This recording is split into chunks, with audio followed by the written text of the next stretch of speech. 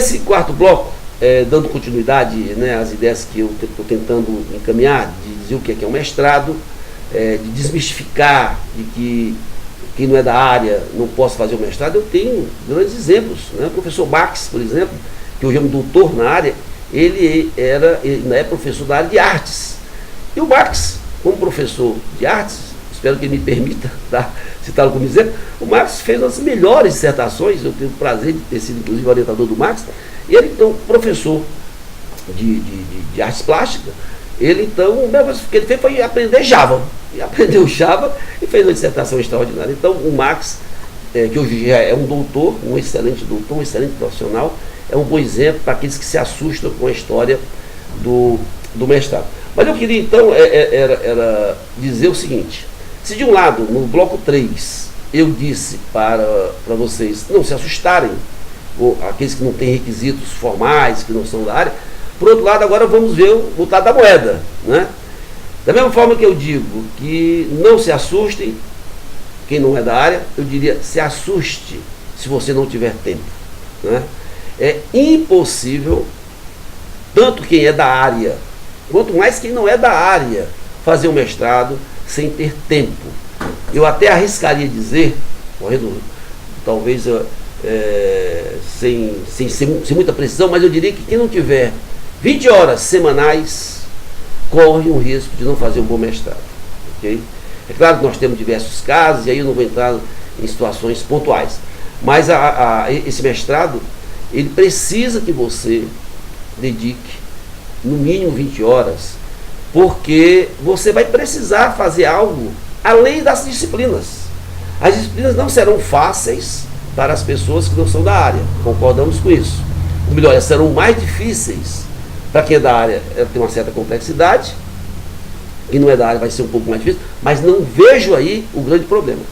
O grande problema que eu vejo é a questão do tempo, né? Se você não tem tempo, se você está, digamos, envolvido em outras atividades muito complexas, se você tem algum problema pessoal, familiar, qualquer coisa que impeça você de ter uma dedicação, meu amigo, minha amiga, eu vou ser sincero com você, sem medo de estar desencorajando. Pelo contrário, eu já vi pessoas ficarem frustradas porque chega no meio do caminho e aí é uma situação difícil, porque não quer voltar, não dá para desistir, e ao mesmo tempo está difícil caminhar.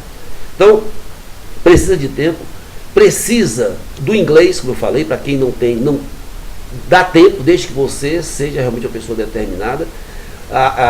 Escrever bem, que é outro grande problema que a gente encontra nos mestrandos. Você precisa ler muito, né? Porque lendo você aprende a escrever também, de tal sorte que eu diria que o maior inimigo, o maior adversário para vocês, né? Que com certeza todo funcionário do Instituto que é concursado, eu sempre digo isso, todos vocês que estão me ouvindo, que vão submeter-se a esse processo seletivo, são concursados, são iguais a mim, são professores, né, ou são servidores administrativos. Então vocês já passaram um teste, vocês têm os requisitos mínimos, são os requisitos da língua portuguesa, de matemática e de conhecimentos gerais.